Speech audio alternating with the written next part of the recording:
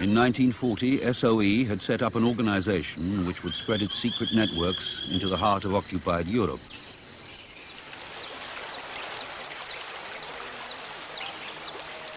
But on the other side of the world, in the Far East, the peace was also threatened. Japan was poised to invade the rich European colonies of Southeast Asia. Already stretched to the limit in Europe, SOE was to face a new challenge and to take up arms with strange comrades.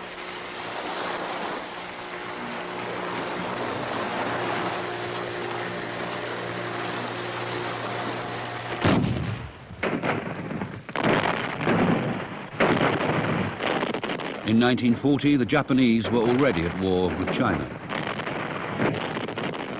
It was just one stage in their plan for a Japanese empire spreading thousands of miles into Asia and the Pacific. When France fell, they pushed into French Indochina, adding to their gains.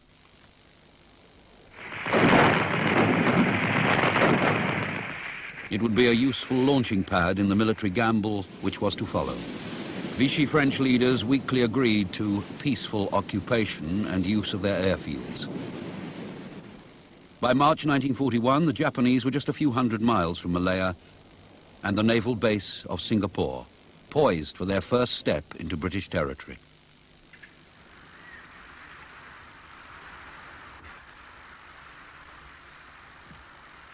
Japan had long set her own sights on Europe's colonial treasures.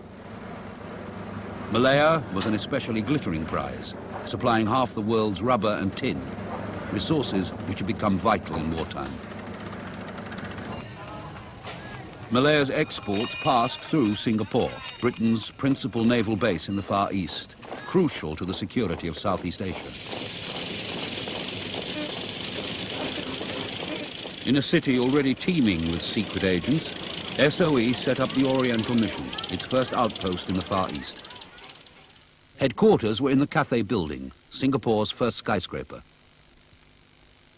A training school was set up at a remote spot on the coast in a millionaire's house. Tin miners, planters and civil servants came to learn SOE skills. SOE also planned to recruit local people from the mixed community, Chinese, Indian and Malay. If the country fell, they would harass the Japs, working in secret behind the lines. But the proposal was turned down flat by the authorities. The governor declared it was bad for the Oriental mind to suggest the Japanese might win. Military chiefs condemned the plan, but even SOE thought the action would be elsewhere. In fact, the top priority really was to try and get something moving into China. So we were very busy trying to get a route up the Burma Road into China and people there. And then Hong Kong seemed very urgent to us. So we helped with organizing a stay-behind party to stay in the new territories in case of an attack on Hong Kong, which everybody expected. SOE slipped agents into Hong Kong, Thailand and Indochina. While in Singapore, the British built up defenses. A comfortable feeling of security prevailed.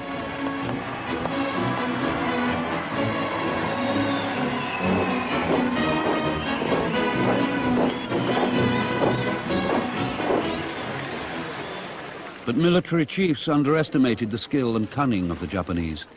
Troops and equipment were poured in, but they were not enough. The British Army in Malaya lacked tanks, artillery and wireless. Singapore was to be defended in the air by Buffalo fighters. They were hopelessly out of date. Churchill put his faith in the Navy. He sent 2 battleships, one his pride and joy, the Prince of Wales. It was too little, too late.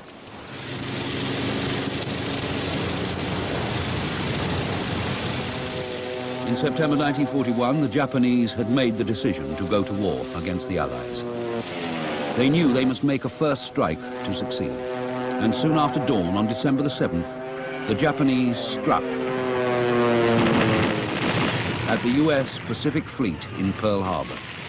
American losses were huge.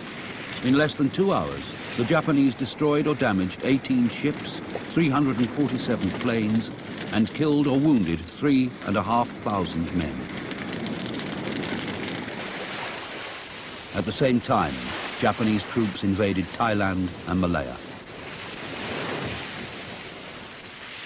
General Yamashita put in 3 divisions of his finest troops. They were more than a match for the new recruits who faced them, conscripts from Britain trained, like their generals, for war in the desert or the fields of Europe.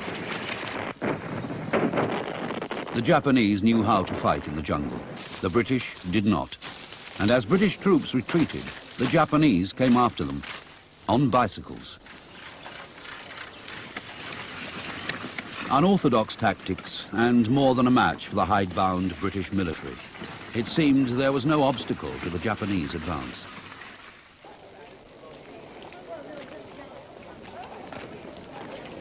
Within 4 days, the Japanese had complete air supremacy. Churchill's mighty battleships had been sunk. Japanese troops were only 500 miles from Singapore, with little to stop them. SOE was given the go-ahead rather late in the day. They turned for recruits to the Chinese community in Singapore. With a tradition of secret societies, they were well suited to clandestine work, and SOE knew they were anti-Jap. They already had an anti-Japanese organization collecting funds for the defense of China. Now that war had come to Malaya, thousands of Chinese had already joined a local militia, eager to avenge Jap atrocities in China. SOE chose recruits already skilled in underground warfare, in the Malayan Communist Party.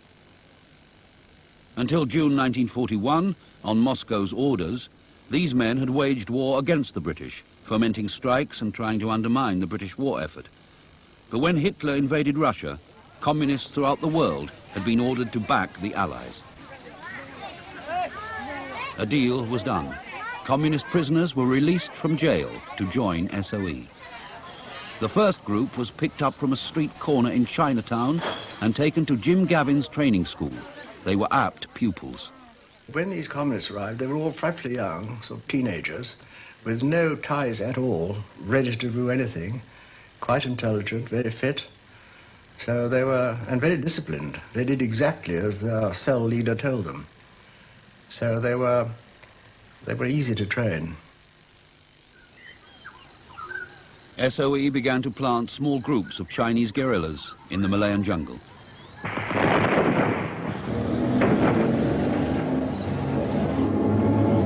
As their positions were overrun, their job was to harass the Japanese and to report on enemy troop movements. There was no time to lose. The front line came closer every day. Meanwhile, SOE's Freddie Spencer Chapman was at work on another plan. His target, a bottleneck 50 miles wide between Kuala Kubu and Kuala Lipis. All the major roads and railways ran through it. So too must the Japanese. Boris Hembry, a planter, was one of his recruits, selected to go there and attack communications. The test was very easy. It meant if you looked a big enough idiot to join such a funny outfit, then you were in. In about 2 days, we got all our stores through the great help of a man called Gavin, who raided several quartermaster stores, and we got what we wanted. Freddie Spencer Chapman saw us off, and his last words to me were that I shall be up and join you in 2 days' time. That was the last I saw of Freddie until end of May 1945. With jaunty disregard for the approaching battle, they set off, Freddie driving his own rather flamboyant transport.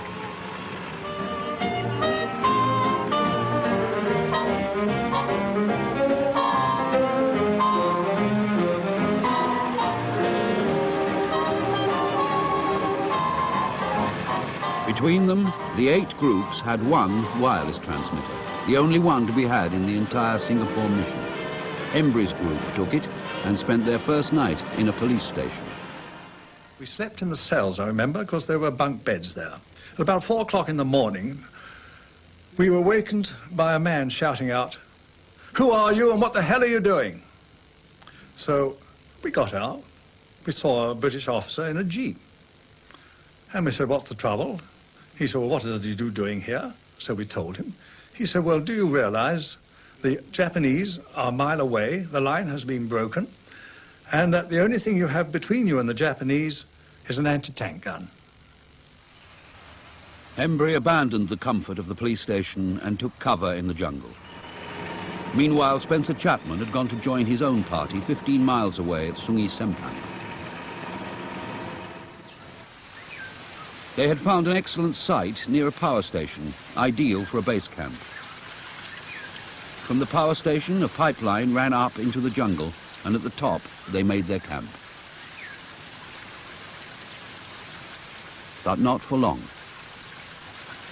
Chinese bandits raided their stores, and then the Japanese arrived.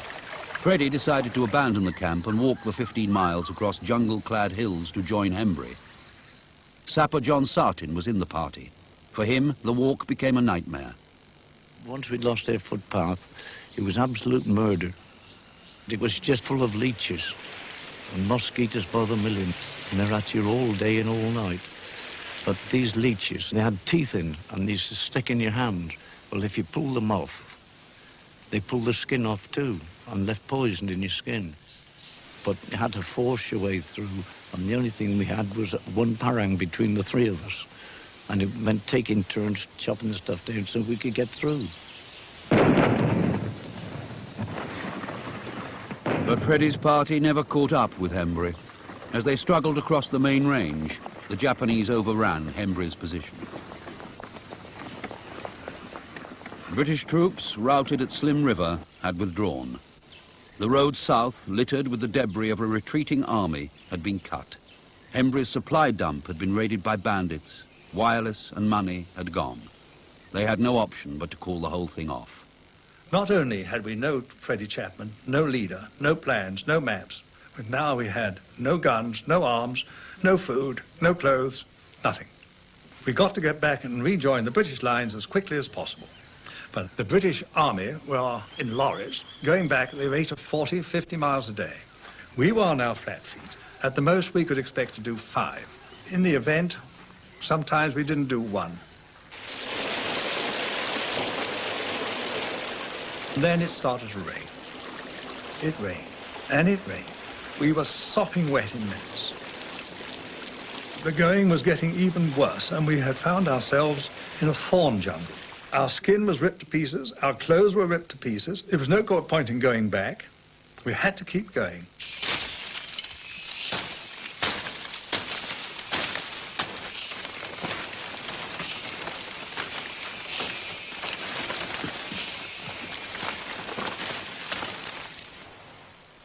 Finally, they gave up the protection of jungle cover for the comfort of easier paths.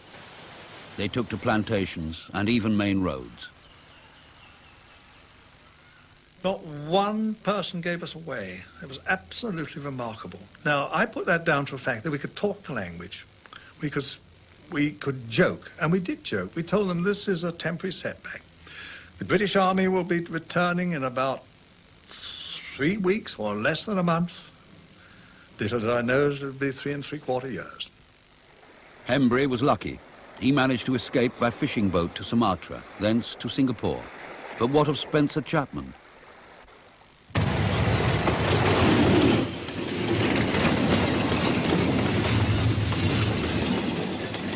With his 2 companions, Freddie was trying to salvage what he could of his original plan. They set out to attack bridges, roads and railways, classic SOE targets. But the tropical heat gave them frightening problems. If you left gelignite in the heat for any length of time, nitroglycerine would run out of it. And if it hit the floor, it would explode straight away. So we got hold of a piece of bamboo, very similar to this. If you notice, every so far down the length of bamboo, there's a joint. And right through that joint, it's like a solid bottom to it. And it's like a jug, actually. So what we used to do was put our gelignite in there, drop the detonators in, and put the switches on, and stuff the top of it with grass turf or soil. And if you tie a piece of string around that and a piece around the bottom, you can put it on your back. The only snag with that is if you happen to stumble or have to jump a ditch, the vibration inside would set the gelignite off, and that would have been the end of you see. So we put our gelignite in the middle of the road and put branches around it to make it look as though it had fallen off the back of a lorry.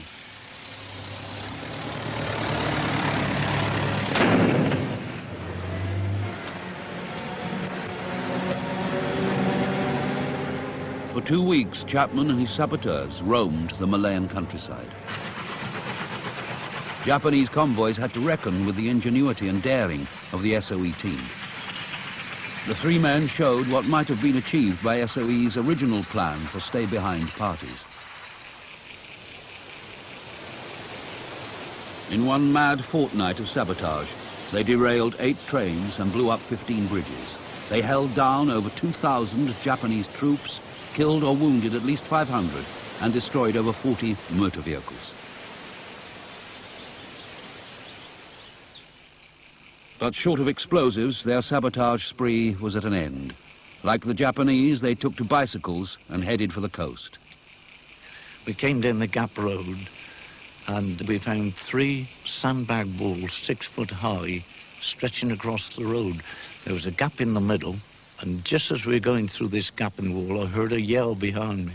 I turned around and there was a bayonet about half an inch from the back of my neck. And then they stood up on both sides of us. They must have been waiting for us, I think. Sartin finished his war in a prison camp in Thailand. Only Freddie managed to escape into the jungle. Of 38 men who went in, all but 4 were caught or killed, or died in Japanese concentration camps. And then the unthinkable.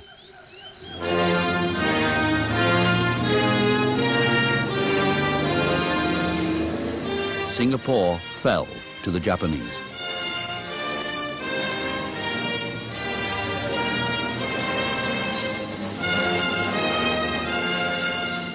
"100,000 Allied troops were trapped on the island, outfought, outflanked, and outgeneraled. They were publicly humiliated, forced to line the route as the Japanese rode in triumph through the streets of Singapore. In 10 weeks, the Japanese had all but achieved their ambition, an empire in the Western Pacific. Some SOE men managed to escape, among them Richard Broome and John Davis. They had installed the Chinese communists in the Malayan jungle to be the front line of resistance. A third was Ivan Lyon, who was later to pull off one of SOE's most daring coups in the Far East. Lyon had been given the job of running an escape route through Sumatra and islands off the Malayan coast. It had been used by hundreds of escaping civilians and Allied soldiers. Now it was used by the SOE men.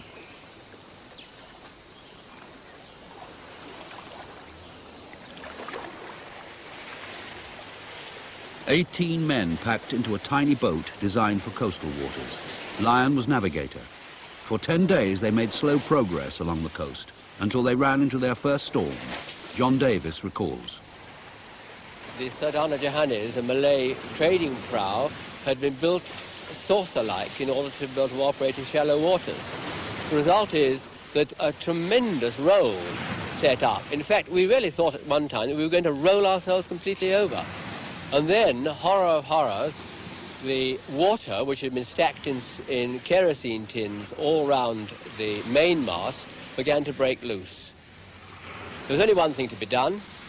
We all, except the steersman and perhaps one other, and there were 19 of us aboard, rushed down to the bottom and formed a tight scrum around these kerosene tins, and there we stayed in that position for, I think, well over an hour, until the swell had abated to some extent. And in doing so, we were able to save about 2/3 of our altogether pressure water. The little boat ploughed on at the mercy of squalls and the Japanese fleet. Near Ceylon, they were attacked from the air by a Japanese plane. No one was hit, but there was more to come. Richard Broome. Another aircraft came over, and we assumed it would be a British one. So instead of concealing ourselves, we all rushed on deck and waved and cheered, and then we suddenly saw the rising sun on the wings. And he circled us several times, but he didn't fire. And we came to the conclusion that he must have been off an aircraft carrier. And sure enough, this was the Japanese fleet which had raided Colombo and was on its way back. And we worked out that we almost sailed right through the middle of the fleet in the middle of the night. The little boat carried them 1,500 miles to within sight of Ceylon. After 5 weeks at sea with food and water nearly gone, they were picked up by an Allied merchant ship and carried to safety. Broome and Davis went to a new base in India in an old fortress near Poona. Within its ancient walls, they made plans to return to Malaya. Meanwhile, SOE survivors agonized over reasons for their recent failure. To go in with 2 days' grace was completely and utterly useless. And in retrospect, when I realized the number of parties that were put in, at least 4 or 5, I think, and every one failed only because the bureaucracy of Singapore and the higher-ups would not allow Freddie Chapman to organize these parties right from the beginning, even before the war started, because it would upset the morale of the native population to think that Singapore and Malaya are going to be overrun. Wireless. We had no wireless. That would have made all the difference. Of course, I don't want to make too much about this wireless, because hardly anybody had any efficient wireless in those early days in 1941. But what a difference wireless would have made to us to keep touch with these people. Or even if we'd had air. But you see, we couldn't do any supply dropping. We couldn't move anybody about by air, because the Japs had complete air supremacy. The Indian Ocean now lay between SOE and Malaya. They had no aircraft to cross it and no wireless contact. The country was out of reach and deserted by its British masters. Yet SOE's job was to organize resistance to the Japanese inside Malaya. John Davis began work with Limbo Seng, a Singapore businessman. Already involved in resistance, he'd been forced to escape. In Chungking, the Chinese capital, he found willing recruits for SOE. They were soldiers and students born in Malaya, anxious to return and fight the Japanese. Limbo Seng brought them to SOE's camp in India to train with Davis and Broome. By summer 1943, SOE's Force 136 was ready for Malaya. Transport was provided by the Dutch Navy in a submarine. Thus, John Davis found himself 5 miles off the coast of Malaya in his SOE canoe. The captain said, "Now get off, then I'll twist the submarine to point exactly the direction you're to take, and then I'll fade away." And it was quite a dramatic moment when he had done that, and glancing behind us, we saw and heard the gentle throb of the submarine fading, fading, fading until we were on our own. We were about 300 yards from the shore when suddenly the land breeze brought the perfumed, heavy air of Malaya back to us. That with the very gentle swish, swish of the surf. And I think we all sort of opened our chests and said, "My God, this is just like being home again." It was the first British landing on Malayan soil since the humiliation of Singapore. They buried their wireless and other gear and crept inland. With their white skins, Davis and Broome were conspicuous. They would have to stay under jungle cover.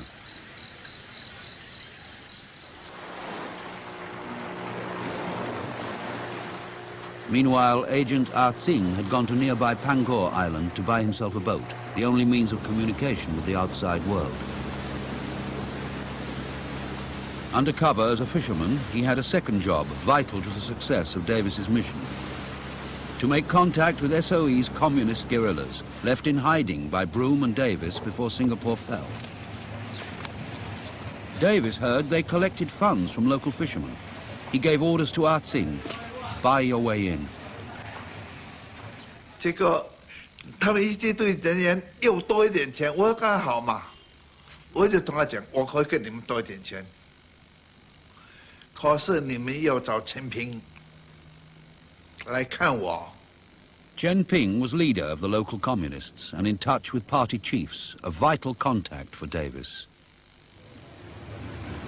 To gain Chen Ping's confidence and to prove his own identity, Ah Tsing took him to the beach where the party had landed and dug up supplies they'd buried there. 这个无线电呐、机关枪信案呐、爆炸炸药啊，他原来你是联军的。 我你就是联军来找你嘛。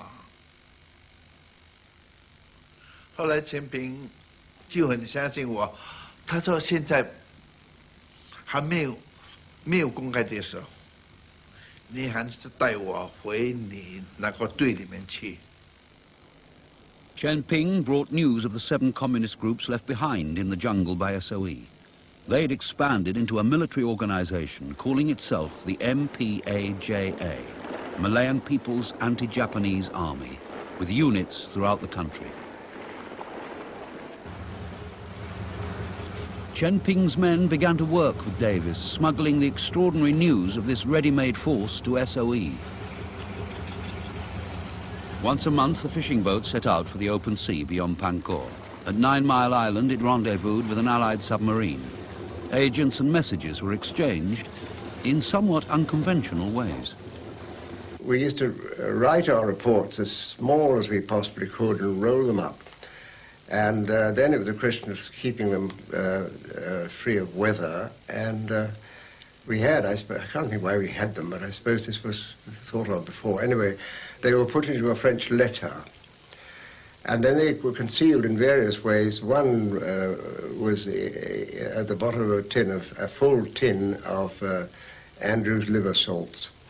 And the other one, which I thought was the best of the lot, was in the brain pan of a big dried fish. But rumors of the SOE mission had reached Japanese ears. Davis and Broome decided to abandon their camp near the sea and move further inland, closer to the communist guerrillas. Chen Ping and his men escorted them on the perilous journey across 60 miles of occupied territory to a new hideout deep in the jungle. To our surprise, we found a complete camp, beautifully made, all ready for us. A guard, an MPAJA guard, all ready. This was fairly early in the war, so the food was good, and we settled in there really very happily. Davis now put relations between SOE and the communists on a more official footing. He held a meeting at the camp with top party officials. They were obviously suspicious, and they weren't prepared to give very much. So we thrashed out a bit of an arrangement. You see, the trouble was that we obviously weren't going to discuss what was going to happen after the war, and they were very interested in that. They didn't want the British back or anything like that. But whenever they raised this problem, our only resort was to say, well, we're just soldiers, we don't know anything about the war at all. Nevertheless, Davis had gone into Malaya representing Mountbatten, Supreme Allied Commander, with authority and orders to make terms. They wouldn't give us a direct command of the guerrillas, but they would take the orders of the Allied commanders over any fighting, and we, on the Allied side, would get them arms, money, and medicines. So we had, in effect, got a complete agreement with them for cooperation, with a strong feeling on all our parts that this was something that we were all going to stick to. Meanwhile, Lim Bo Seng's other Chinese agents were setting up their own network in the towns. They operated undercover as coffee shop waiters and businessmen, collecting intelligence. The key man worked from this shop in Ipoh, posing as a black market dealer in food and gold. It was dangerous work for which they had not been trained. The agents were getting uneasy. In March 1944 came the first clear signs of trouble. 我们出来借潜水艇的地方呢，就九岛屿那个地方呢，借潜水艇已经失败了，已经借不到了。也发现的敌人来跟我们跟这个我们舰艇的人的这潜水艇来跟我们这个碰头了，那么这些问题呢就越来越紧张了。Agent R. Lim became jumpy. The Japanese had moved onto Pangor Island in force. He feared the network had been blown.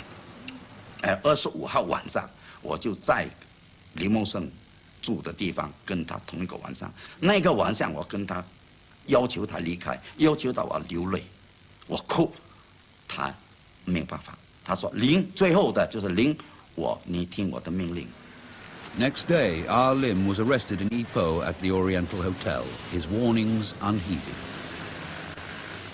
Ard Singh had already been caught and taken to this house in Ipoh for interrogation, but he managed to escape while pretending to take a bath. 我就在里面，穿着拿出来，叮叮咣咣，就打开水龙啊，就用洗澡的方法，好像洗澡一样了。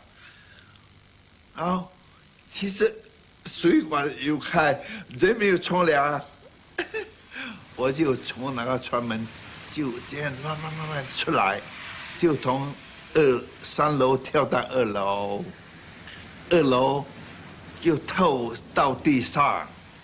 He managed to escape in a pedicab. Risking recapture, he went to report that the network had been destroyed.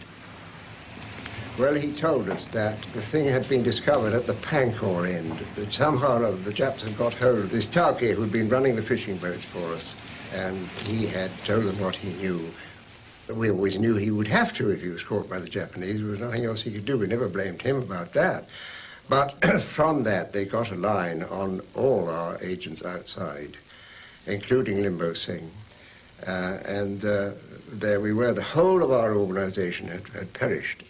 It was our fault in a sense that we'd had to make the fatal mistake of relying on one line of communications. In all this sort of thing, you should rely on 2 or 3 different lines, but we just hadn't got a different line. So that as soon as the Japs broke into the one, the rest followed, one after the other.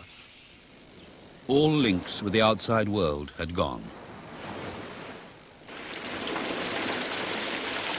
Now began the worst time for Broome and Davis. Forced by the Japs to move further inland, their new camp was often damp and unhealthy. They were completely cut off from SOE, unable to keep the submarine rendezvous, their wireless still buried on the coast. For nearly a year they were trapped in their jungle camp, guests of the communists on whom they depended.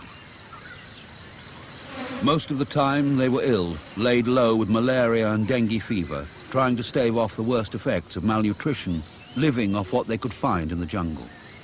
The great thing was to keep up our vitamin C, which we were able to do by getting tapioca plant tops, the light leaves, and also the leaves of sweet potato. I think because of that we were able to avoid any bad attacks of beriberi.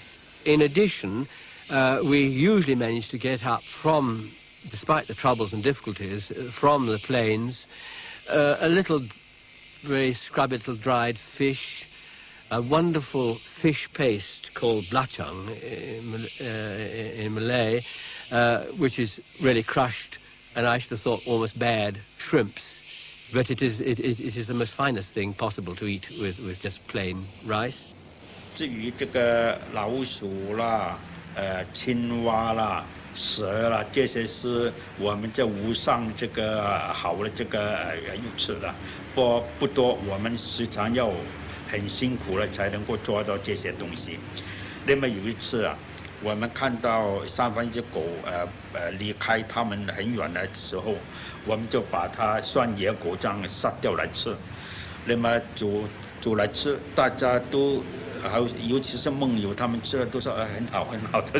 他说不小心狗入来了。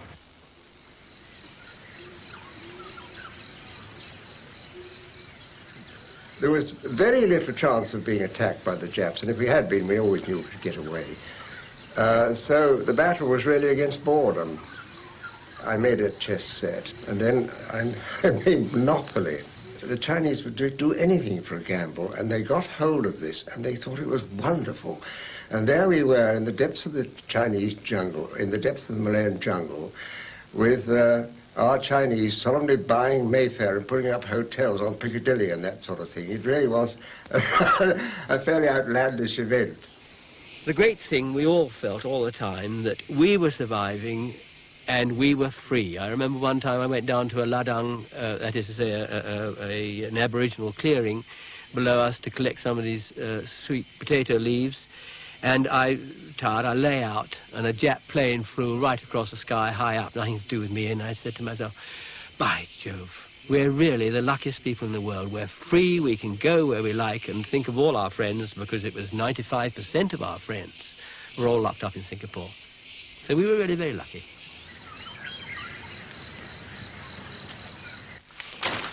At last came a breakthrough. The communists brought them their wireless equipment from its hiding place on the coast, suffering somewhat from burial. The batteries, of course, were completely dead, non-existent, hopeless, had rotted away. They'd been in a swamp for about 9 months, I think. And the panel generator and the dynamo were just a thorough rusty mess. The communists were helpful, but slow.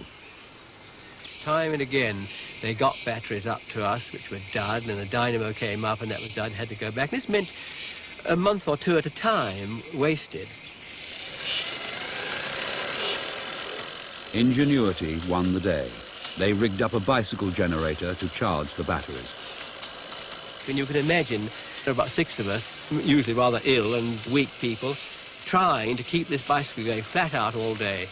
And yet the day came when we managed to get sufficient to make a transmission.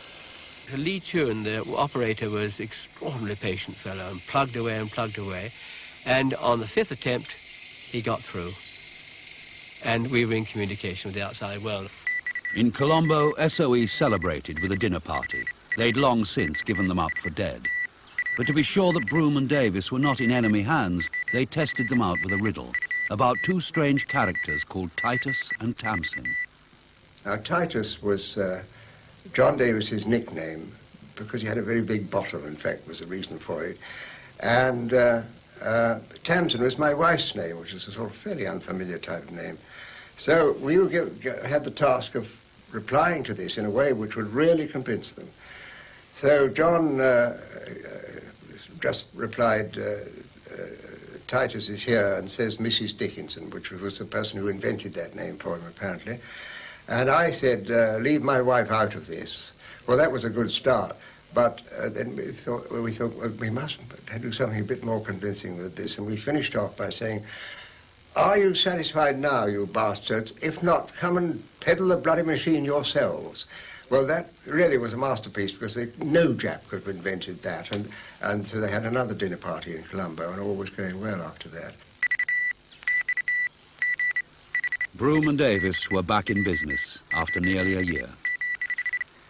Elsewhere in the Far East, SOE had already been active. A former comrade had sailed right into the jaws of the enemy in a little fishing boat. He had already proved his nautical prowess on the voyage from Sumatra to Ceylon. It was Ivan Lyon. Lyon had resolved to hit back at the Japanese, who'd captured his wife and baby son. From a base in Australia, he devised an audacious plan. To sail 2,000 miles across enemy waters to the islands of the Singapore archipelago. From there, to mount an attack on Japanese shipping in Singapore harbour. The military scoffed, but Lyon persisted. He raised a crew of 14 men, Australian and British, soldiers, sailors, and men from the outback. The voyage was to be made in an old Japanese fishing boat, the Crate.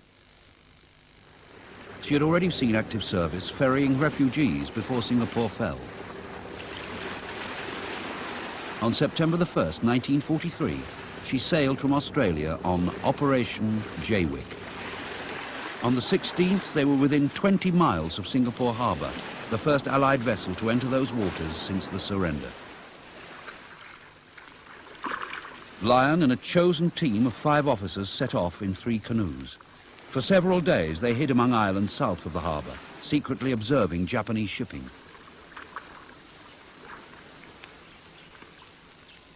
On the night of September the 26th, they made their silent attack.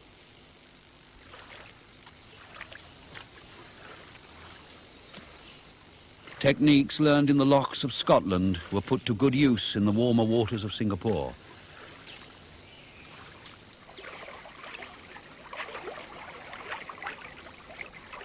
They went through the drill. As one man steadied the canoe, the other set the fuse, slipped a mine down on its placing stick, and snapped the magnet against the hull. They set the fuses to give themselves 3 hours to get away.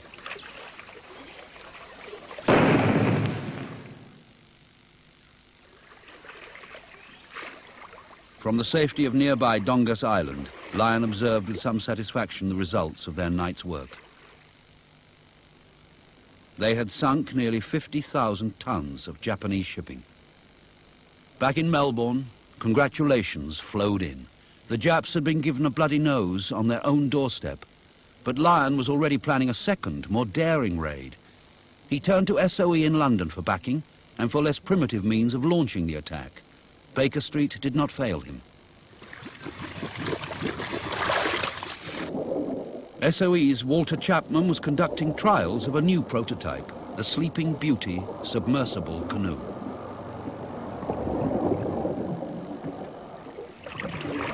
It was just what Lyon needed. After a test run in Staines Reservoir, he ordered 15. More battles with authority, and Lyon got the go-ahead. He returned to Australia to raise a new crew. 6 of them veterans of Operation Jaywick. This time they travelled in comfort in a Royal Navy submarine with their precious Sleeping Beauties. On September the 23rd, 1944, they surfaced in the archipelago, a year since Jaywick. Lyon spotted an old junk, the Mustika, just what he needed to sail close to Singapore. Without much persuasion, the Malay crew handed it over.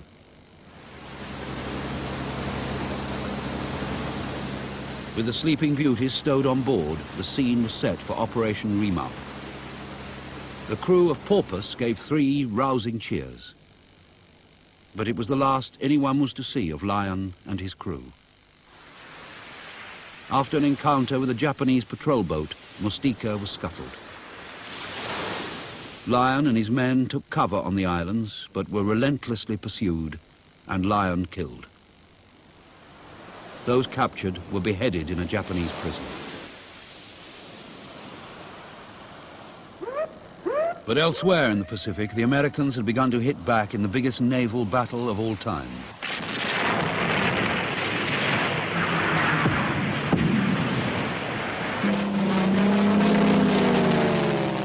It was autumn 1944, and throughout the Far East, the Allies were on the offensive. In Burma, the tables had also been turned. The Japanese had suffered their first major defeat on the Indian border. In some of the worst fighting conditions of the war, they were being driven back.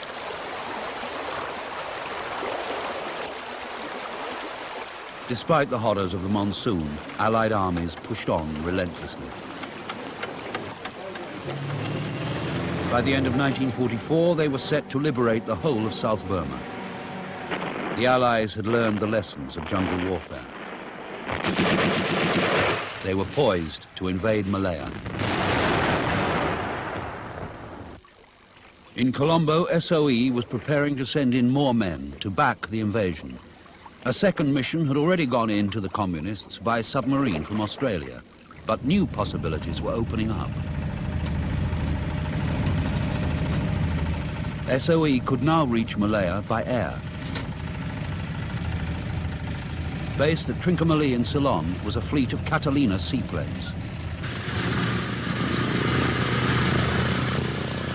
Stripped down to bare essentials and with extra fuel tanks, the Catalina could just fly the long journey to Malaya and back.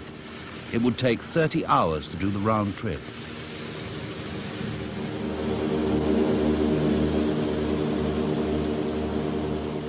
For its first airborne mission, SOE chose a group of Malay officers.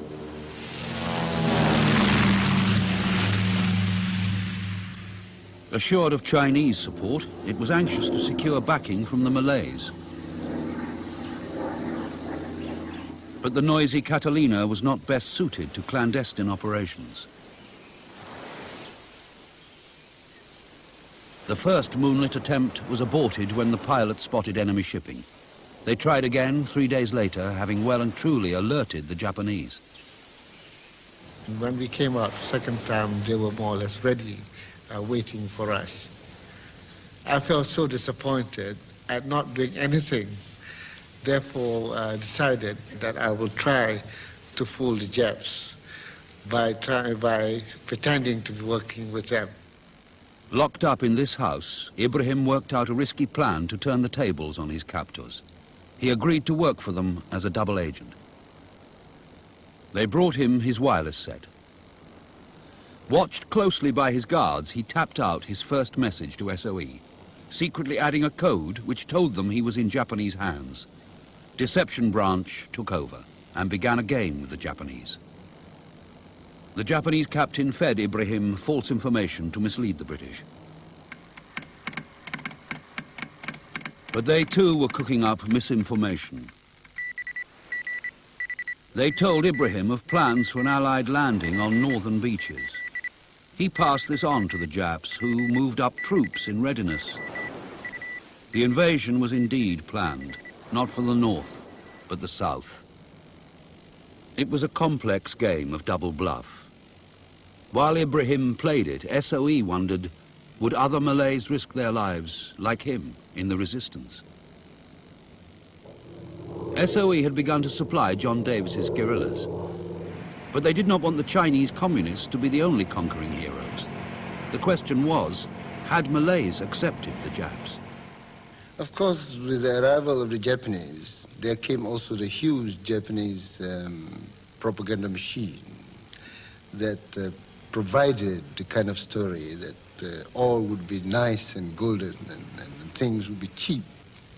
As things went by and supplies were cut off and there was not enough local food supplies, then of course food became very scarce and clothing became very scarce and people began to question, began to wonder, what on earth is all this after all the big promises? Japanese rule had brought hunger, torture and death to all Malaya. It was not only the Chinese who longed for an end to the Japanese empire. SOE cast its net in the northwest, near the frontier town of Grik. Colonel Peter Dobry led the first mission to the Malays. Response was overwhelming. Saya mula-mula dengar perkabaran tu daripada abang saudara saya, itulah Mat bin Matpiah. Iaitu dia bekerja sebagai ketua kampung di Basia Lama. Beliau memberitahu kita sekarang sudah senang sikit. Pasal apa kita tentera British sudah pun turun percut di Padang Cermin. Apabila saya masuk di camp tu, saya kagumlah tengok dalam camp tu barang-barang macam mimpi lah. Segala mesin jahit, segala pistol, segala senapang, segala macam-macam barang-barang makan.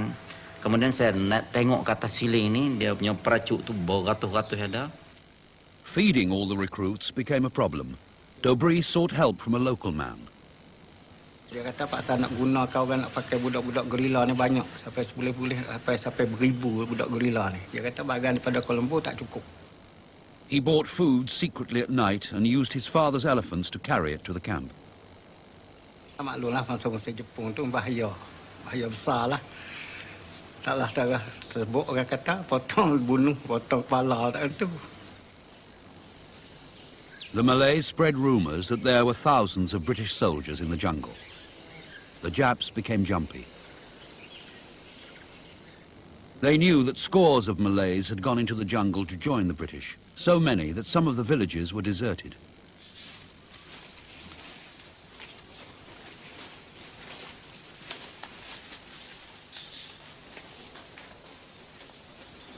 The Japanese threatened to make an example of one small kampong by taking away its rice. Without it, the villagers would starve. But Peter Dobry and his guerrillas came to the rescue and hid the rice. As they rested from their labors, weariness overtook caution. They were rudely awakened by the Japanese.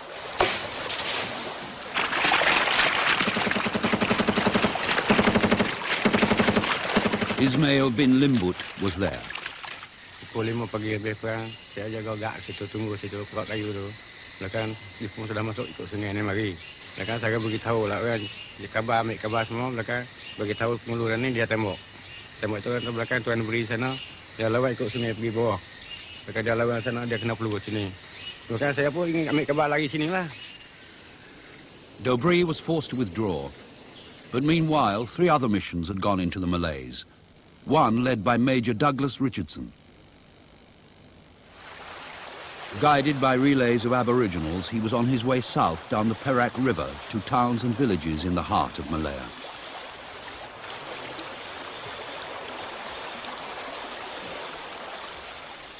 At this safe house on the edge of the jungle, he met a man who would be key to the building up of a Malay army. As assistant district officer in nearby Raub, Yop Mayadin had close contacts with the Japanese and was trusted by them. He could travel freely and meet people without suspicion. Thus, he had already raised his own force of 60 volunteers to fight the Japs. These men would now have new jobs with the Japanese as spies for Richardson. We managed to insert people to work in with the Japanese garrison as cleaners, drain cleaners, and telephone operators, and all odd jobs. Yop raised an army of Malay recruits and Richardson trained them. They too were ready to back the British, as SOE had hoped. August 1945, preparations mounted for Operation Zipper, Malaya's D-Day. Over 5,000 Chinese communists waited in the jungle to be armed. The agreement drawn up through John Davis was now honored. Weapons, ammunition and explosives were flown in, and over 500 SOE men. A secret army waited in the Malayan jungle. Even the Aboriginals had been recruited. SOE had come to depend on them.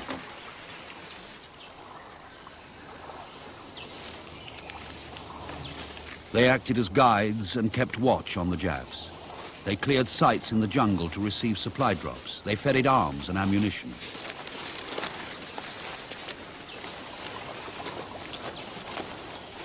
Hundreds of tons of stores were hidden in the jungle and kampong houses as Malaya awaited the call to arms.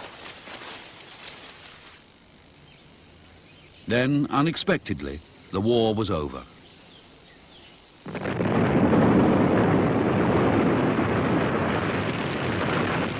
Within days of the atom bombs on Hiroshima and Nagasaki, Japanese leaders in Tokyo surrendered.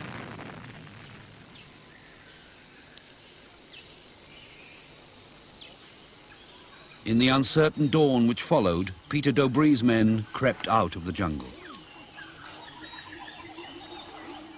Unsure if news of peace had reached the Japs in Malaya, they crossed the Perak River.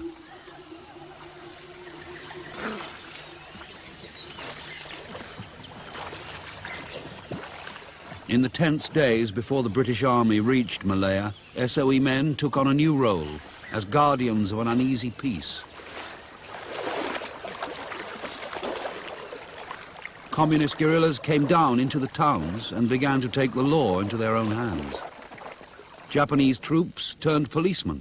John Davis found himself between opposing ranks of Japanese and Chinese communists.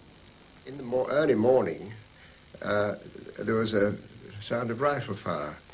So John looked out, and sure enough, these two lots were shooting at each other.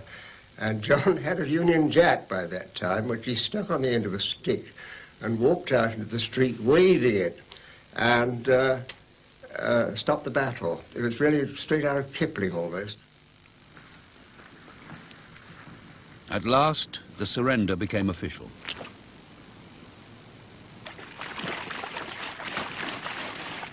Throughout Malaya, SOE officers attended the ritual handover of swords. Now it was the Japanese turn to be humiliated.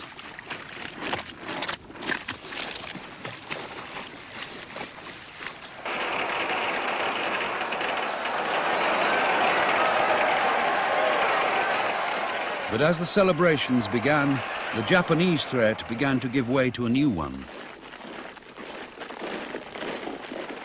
Jungle and town were now filled with thousands of well-trained and armed guerrillas, sporting the 3-star badge of the communists. We had to reckon with those groups of people who were armed by the Allies, but in fact whose loyalty was to Moscow and to China. There was the group of people called the Land People's Anti-Japanese Army. And they came out in places where they could control the villages and the townships. And they held their own kangaroo courts and so on. And it became one of our responsibilities, our group of people, to protect the public, so to speak.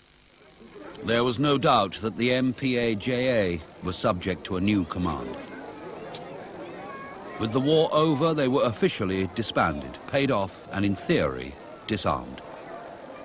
But they were preparing now for revolutionary war against their colonial masters, the British.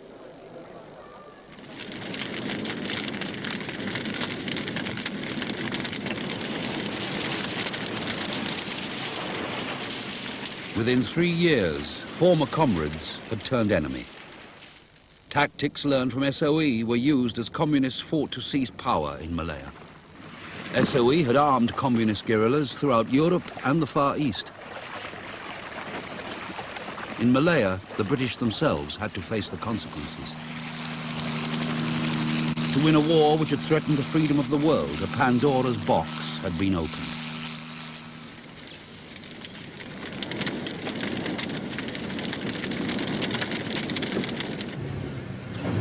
After 8 years of bitter fighting, John Davis met his wartime comrade Chen Ping, now leader of the communist guerrillas.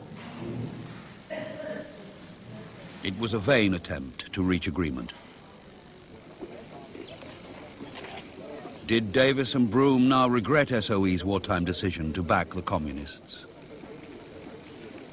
I can honestly say I don't think either John or I ever had the slightest doubts about their helping us during the war. If there had been real fighting and we'd had to fight our way back into Malaya, I'm quite convinced that there would have been a great deal of help from these chaps because they had camps situated above the lines of communication right down the peninsula, and they could have played hell with the Japs, and there would have been no hanging back. They would certainly have done that. After the war, SOE was disbanded. It had shown the world the power of guerrilla warfare and brought modern refinements to an ancient art. Since then, guerrilla movements have flourished, backed by governments who fear to fight openly. For better or worse, SOE had shown the way. The world lives with the consequences.